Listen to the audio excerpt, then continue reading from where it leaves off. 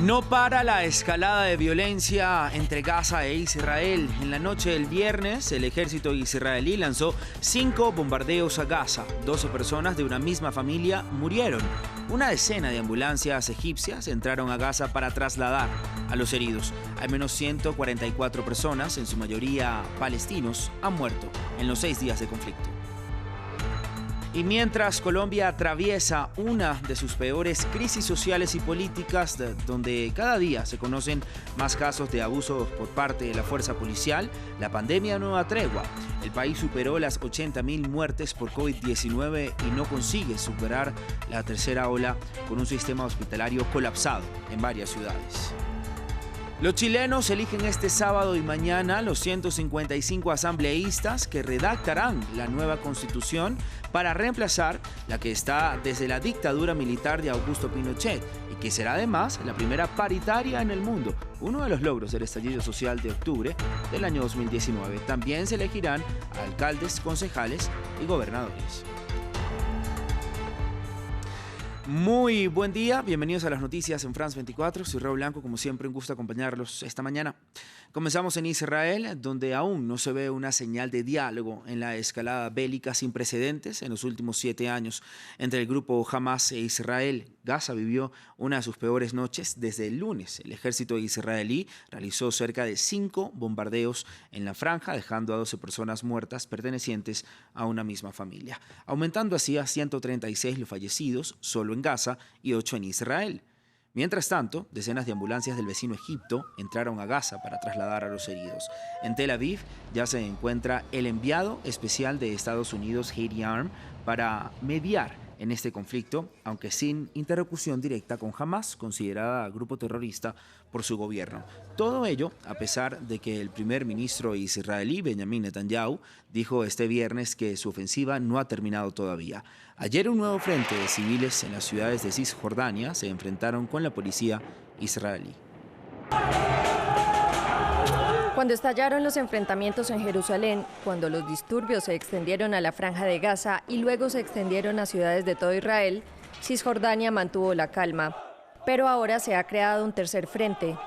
En Hebrón, en Ramalá y Naplusa, cientos de palestinos se enfrentaron con el ejército israelí. Para los manifestantes, todos los campos de lucha están conectados. La ciudad de Naplusa, sus aldeas y campamentos respondieron al llamado, el llamado de Jerusalén y el llamado de Gaza. Naplusa, sus aldeas y campamentos se levantaron por los mártires de Jerusalén y los de Gaza. Los palestinos tienen sus razones en esta lucha. La amenaza de que varias familias palestinas sean desalojadas de sus hogares en Jerusalén Este en una batalla judicial por la propiedad de la tierra en la que están construidas sus casas. Los enfrentamientos en la mezquita de Al-Aqsa, también conocida como el Monte del Templo. Este 15 de mayo es una fecha muy sensible. Se conmemora el aniversario de la Nakba o la catástrofe en árabe y que hace referencia a la creación del Estado de Israel en 1948, seguida de la primera guerra árabe-israelí y la expulsión de miles de palestinos de sus tierras. Los disturbios actuales pueden dar lugar a más enfrentamientos. La lucha es la más violenta que se ha registrado en los últimos 7 años. El bombardeo israelí a objetivos de Hamas en la Franja de Gaza ha causado decenas de muertes de civiles y una destrucción generalizada. Mientras tanto, cerca de 2.000 misiles han sido disparados por Hamas contra Israel, matando también a varios civiles, en una escalada de la que no hay indicios de su cese. Cambiamos ahora de información y nos vamos hasta Colombia, donde continúan las protestas y el descontento hacia el gobierno del presidente Iván Duque.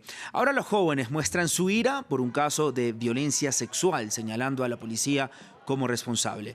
Después se conocieron al menos 16 denuncias de casos de acoso durante estos días de protestas multitudinarias. Entre tanto, en las últimas horas, otro joven murió en una jornada de graves disturbios en la ciudad de Popayán. Las manifestaciones han cobrado la vida de al menos 42 personas, según la Defensoría del Pueblo.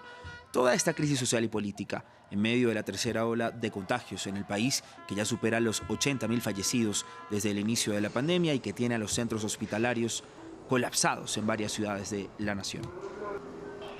En un momento de altísima convulsión social, Colombia superó los 80.000 fallecidos por COVID-19, tras reportar 490 muertes este viernes.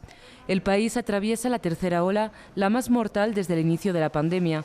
En el último mes se reportaron casi 500.000 de casos y más de 13.000 decesos. Las unidades de cuidados intensivos siguen al borde del colapso. En Bogotá están al 94% de ocupación, mientras que en Medellín y Cali alcanzan el 99% y el 95% respectivamente. Ya se están viendo algunas personas que están falleciendo sin recibir la atención en una unidad de cuidado intensivo, estando en los servicios de urgencias, no pudiendo recibir la atención de un equipo especializado y tampoco poderse conectar a un ventilador mecánico, que también es indispensable para este tipo de situaciones en la etapa aguda. Precisamente la alcaldesa de Bogotá, Claudia López, anunció que dio positivo para el virus. Los médicos me han informado que tengo una prueba PCR positiva y aunque todos mis signos vitales están afortunadamente bien, solo tengo un poquito de malestar y mucho cansancio. El 8% de la población recibió el fármaco contra el COVID-19, pero solo el 5% está completamente vacunado en un país de casi 50 millones de habitantes. Las restricciones para frenar los contagios divergen en cada departamento. Sin embargo, las aglomeraciones son inevitables en pleno paro nacional. Pero de hecho, la inmensa mayoría de personas manifiesta con tapabocas y entre los reclamos de los manifestantes destaca la retirada de la reforma de la salud y el acceso universal a una asistencia sanitaria de calidad. Y las elecciones de este fin de semana en Chile son históricas. Se eligen a quienes redactarán la nueva constitución del país, que reemplazará el texto vigente desde la dictadura de Augusto Pinochet. Por primera vez se elegirán a candidatos de sus 10 pueblos originarios, que tienen reservados 17 escaños entre los 155 cupos para quienes harán una nueva Carta Magna. En minutos se abrirán las urnas para estos comicios, que durarán 2 días como medida preventiva para evitar aglomeraciones durante la pandemia y además porque se trata de la mayor cantidad de candidatos en una elección de su historia. Son 16.730 que se representan además en otras 3 elecciones, las de alcalde, concejales y gobernadores. En France 24 acompañamos a una de las candidatas de su campaña electoral. La historia es de nuestra corresponsal, Patricia Luna. Tengo 24, soy estudiante de Derecho. Yo fui presidenta de la Federación de Estudiantes de la Universidad de Chile. Fui la primera mujer trans en ocupar ese cargo. Emilia Schneider es una de los casi 1.300 candidatos en Chile para conformar la Convención Constituyente. La misión de los 155 que resulten elegidos será poner fin en el país a una de las más robustas herencias de la dictadura, su actual Constitución. Desde esa experiencia de ser grupos históricamente excluidos de la política, las personas trans, las mujeres, los movimientos sociales, podemos aportar a repensar la democracia en Chile, para construir una mejor democracia, más profunda, más directa, más deliberativa, paritaria, como el proceso constituyente que vamos a tener en Chile, que es el primero con paridad en el mundo. Vocera del movimiento feminista en Chile, que se tomó las universidades y los titulares del mundo en 2018, la lucha de Emilia visibiliza también la realidad trans en un Chile aún muy conservador en ciertos sectores sociales. Queremos darle a toda la discusión constitucional una perspectiva feminista y desde las disidencias sexuales. No poner algunos artículos, sino tener una perspectiva transversal desde ahí. Tras la suspensión de las elecciones previstas para el 11 de abril pasado, sin apoyo económico de grupos poderosos, su mayor fortaleza está en conquistar la calle puerta a puerta y en su bagaje como líder social presente en múltiples luchas. Chile nuevamente se quedó abajo de garantizar un derecho que es fundamental para niñas, niños y adolescentes, que es la educación sexual integral.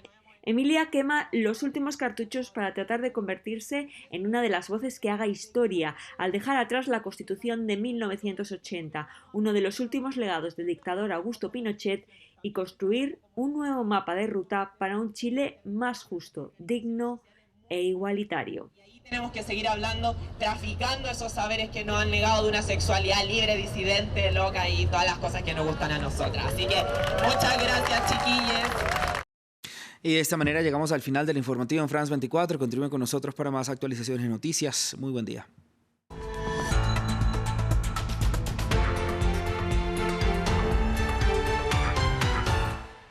Todas las semanas tenemos una cita para hablar de mujeres.